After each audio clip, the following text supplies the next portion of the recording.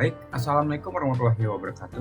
Nama saya Ramdan Suwandi dengan NIM 217023110. Di sini saya akan membahas tentang forensik digital pada sistem komputer dan penyimpanan data.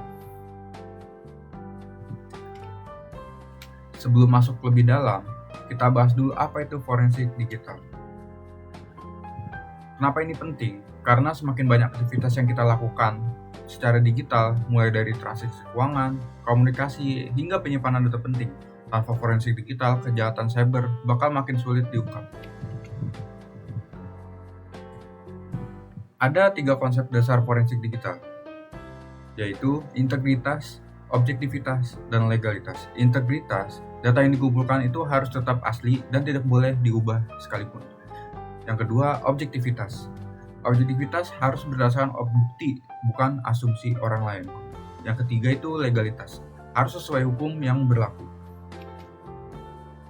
Ini adalah beberapa tahapan investigasi forensik digital. Proses investigasi dalam forensik digital biasanya terdiri dari 5 tahapan utama, yaitu identifikasi, menentukan sumber bukti digital, misalnya laptop, server, atau cloud. Yang kedua, pengumpulan, mengambil data tanpa merusaknya, biasanya pakai alat forensik khusus. Yang ketiga itu analisis, mengecek isi data, mencari file yang dicurigai untuk melihat jejak aktivitas pengguna. Yang keempat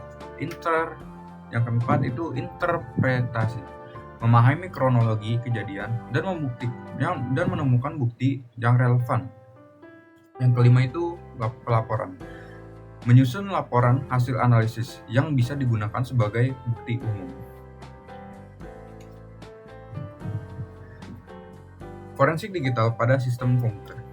Nah, kalau kita bicara tentang sistem komputer, forensik digital sering digunakan untuk mengecek aktivitas mencurigakan di dalam sistem operasi, seperti Windows, Linux, dan Mac OS. Yang kedua, menemukan file yang dihapus atau dimodifikasi.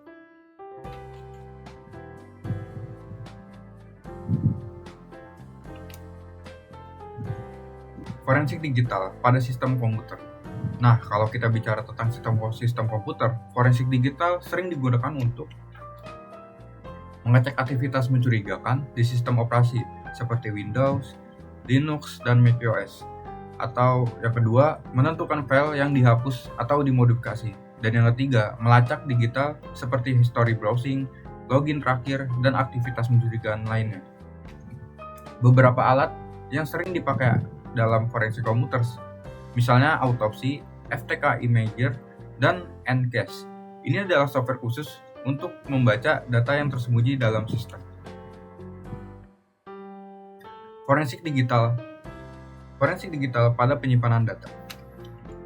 Selain komputer, penyimpanan data seperti HDD, HDD atau SSD, dan flash drive juga sering jadi objek investigasi.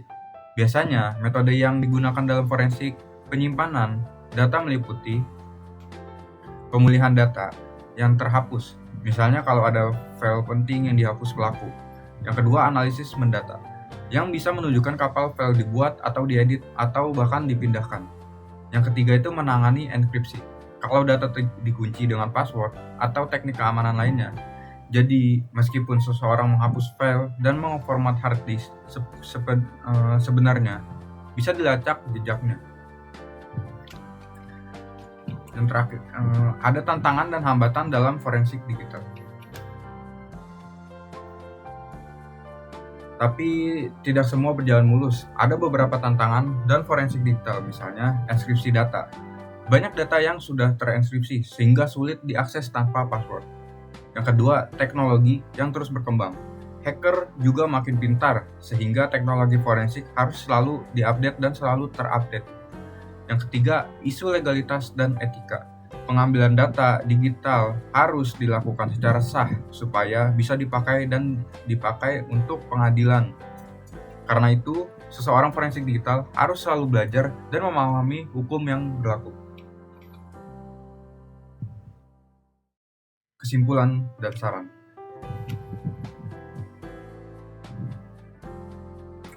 Forensik digital sangat penting dalam investigasi investigasi kejahatan cyber.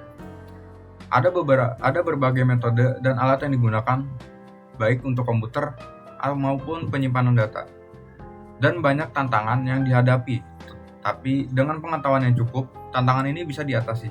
Saran saya kalau ingin mendalami bidang ini, bisa belajar lebih lanjut tentang software forensik dan hukum terkait keamanan data. Mungkin itu saja dari saya. Kurang lebihnya mohon maaf. Wassalamualaikum warahmatullahi wabarakatuh.